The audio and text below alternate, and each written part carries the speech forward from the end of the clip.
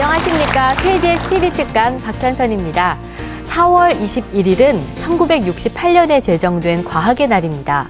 현대 과학의 최대 각축장, 어디라고 생각하시는지요? 우리가 발 딛고 서 있는 이곳 지구가 아닌 지구 바깥 세계, 우주 세계가 아닐까 생각합니다. 그래서 이번 주 TV 특강에서는 우주의 이야기 들어보는 시간 마련했습니다. 오늘 그 마지막 시간인데요. 어떤 주제로 내용 들려주실지 화면으로 먼저 만나보겠습니다. 세계 열강들이 앞다투어 우주연구와 탐사를 위해 우주로의 진출에 열을 올리고 있는 지금은 바야흐로 우주시대. 그렇다면 우주시대를 맞은 지금 과학기술의 성장 못지않게 중요하다는 우주문화는 과연 무엇일까? 한국천문연구원 박석재 원장의 강의를 통해 우주시대를 맞이한 우리의 현실과 과제, 그 해답을 찾아보는 시간이 펼쳐진다. 안녕하세요. 네, 오늘도 박석재 원장님 모셨습니다. 원장님께서 최근에 그 천재소년이죠. 송유근 군의 멘토로서도 잘 알려지게 되셨는데요. 송유근 군은 요즘에 어떤 연구를 하고 있는 건가요? 네, 지금 천체물리학 분야를 좀 열심히 하고 있는데요. 저는 유근이 처음 맡을 때 유근이가 좀 몇십 년에 한 명 나오는 천재인 줄 알았어요. 네. 근데 지금 우리나라에 그런 어린이들이 몇백 명 있는 것 같더라고요. 네, 그래서 그렇게 많아요? 네, 요즘은 점점 할 일이 좀 많아지고 있습니다. 예. 정말 바쁘실 것 같아요. 예. 영재 교육에도 이렇게 힘써주고 계시고 또 천문학의 대중화에도 힘써주고 계신데요. 그 두 사업이 어떤 연관이 있는 건가요? 예, 저는 두 마리 토끼도 한 방향으로 몰면 다 잡을 수 있다고 생각합니다. 그래서 오히려 우리 그 영재들이 네. 그 어떤 우주 문화나 이런 걸 자꾸 접함으로써 더 우리나라가 우주 시대에 어울리는 그 선진국이 될 수 있다고 생각합니다. 예. 네, 영재 교육 사업 정말 많은 힘 써주셔서요. 우리 천문학 발전에 큰 도움 있기를 바라겠습니다. 오늘 강연도 힘찬 박수로 청해 듣겠습니다.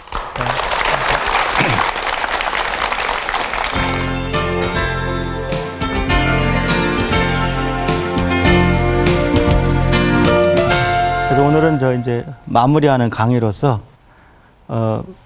그동안 이제 과학 부분에도 말씀을 더 드렸지만 이제 우리가 어떻게 이런 과학을 소화해서 문화적으로 승화시킬 것인가 그 점에 대해서 얘기하고자 합니다. 그래서 제가 제목을 우리만의 우주를 찾아서 그 우주 시대에 어울리는 우주 문화라고 잡아봤습니다. 근데 왜 여기서 지금 글로벌 시대인데 왜 갑자기 엉뚱한 우리만의 우주를 얘기하느냐 아마 의아해 하시는 분도 계실 줄 압니다. 근데 우선 제가 이렇게 얘기해 보겠습니다. 지금 우주 하면은 지금 어떻게 보면은 우리나라 것이 아닙니다.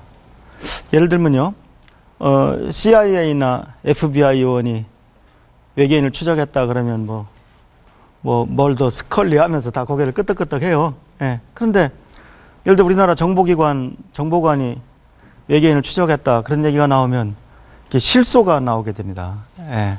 어떤 어린이가 외계인을 만나는 영화를 우리가 만든단 말이죠. 근데 그 외계인을 만나는 어린이는 백인이 어린이라야 합니다. 그 한국 어린이면 우리가 봐도 이상해요. 저는 한국에 이것도 역시 실소가 나올 수밖에 없는데 저는 이게 문제라고 생각합니다. 왜냐하면 지금 우주시대인데, 우주시대라는 걸 부인할 수는 없잖아요. 우주시대인데 우리나라가 우주시대에 어울리게 살고 있지 못하면, 다른 말로 하면은 우주 문화를 가지고 있지 못하면 우리는 선진국다운 선진국이 될 수 없는 것입니다. 그래서 오늘은 제가 이 과학으로서의 천문학의 지식을 이렇게 여러 가지 습득한 이후에 우리가 문화적으로 뭘 할 수 있는가. 이것이 결국 이렇게 낭만적이고 그런 얘기가 아니라 우리나라 생존에 관련된 얘기입니다. 예를 들면 우리가 훌륭한 SF 영화를 만들어서 수출을 하게 되면 그럼 아시다시피 수없이 많은 자동차를 수출한 거 효과가 같다는 것입니다. 그것은 또 하나의 차세대 한류를 만들게 될 것입니다. 그래서 앞으로는 좀 이런 쪽에 우리가 더 매진해야 되겠다. 그런 취지에서 얘기를 시작하겠습니다. 저는 굉장히 만화를 좋아하고 우리 만화가들을 굉장히 존경합니다. 개인적으로는 만화가들 분하고 여러분하고 같이 얘기한 적도 있어요. 그래서 그분들한테 제가 했던 얘기가 기억납니다. 제가 대학교 다닐 70년 말에 은하철도 999라는 그 만화 영화가 있었다.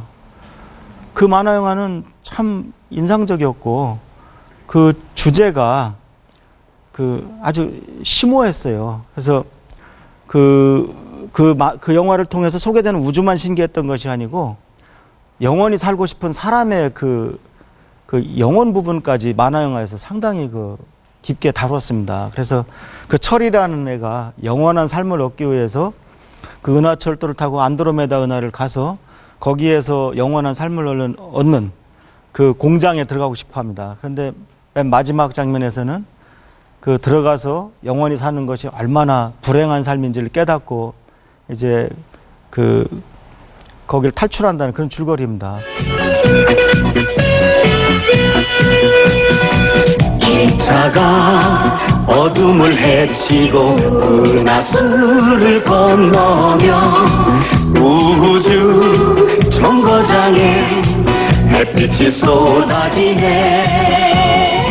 힘차게 달려라 은하철도 999, 힘차게 달려라 은하철도 999, 은하철도 999. 저는 이 은하철도 999뿐이 아니라 그 같은 마츠모토 레이지라는 분이 이제 천년여왕이라는 시리즈도 만들었어요. 그래서 그 당시 만화 영화를 쭉 보면서 야, 만화를 이렇게까지 심오하게 그릴 수 있구나.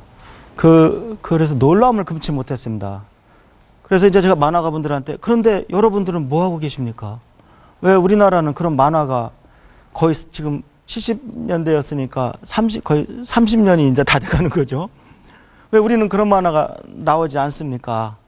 제가 얘기를 하니까 아무도 얘기를 못하고 그 중에 나온 답 중에 하나가 저희가 별을 본 적이 없거든요.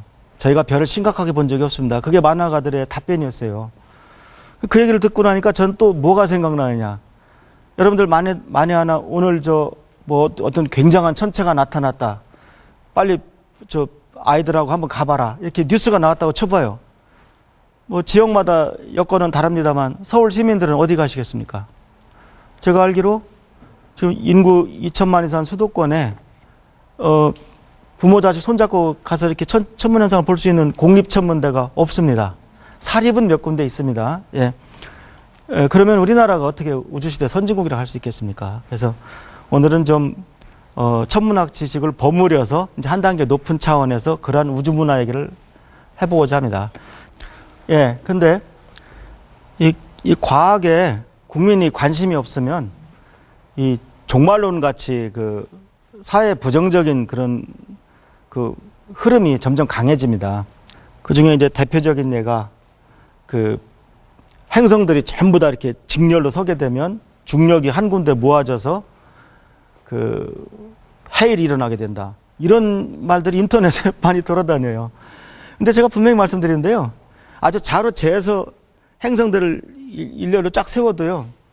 그 중력이 우리 지구의 달이 미치는 중력에 10,000분의 1도 안 됩니다. 전혀 걱정 안 하셔도 됩니다.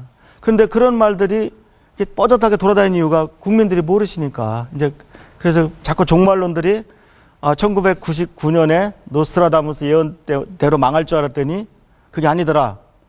우리 계산을 잘못했다. 마야 달력인가? 뭘 써보니까 2000 몇 년이더라. 뭐 이런 식으로 계속 연장하면서 있단 말이죠.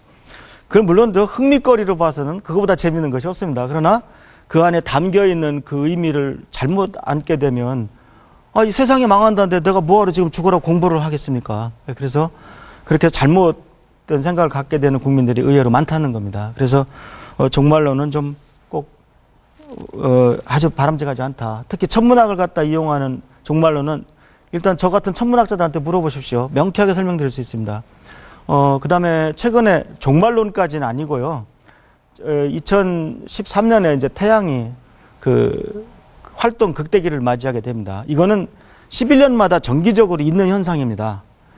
그래서 우리가 늘 알아왔고, 그런데 왜 이렇게 최근에 태양에 대한 얘기가 많이 나오느냐? 그거는 제가 분명히 말씀드리는데 2013년에도 뭐 나라에 재앙이 오는 종말론에 가까운 그런 일은 절대로 없습니다.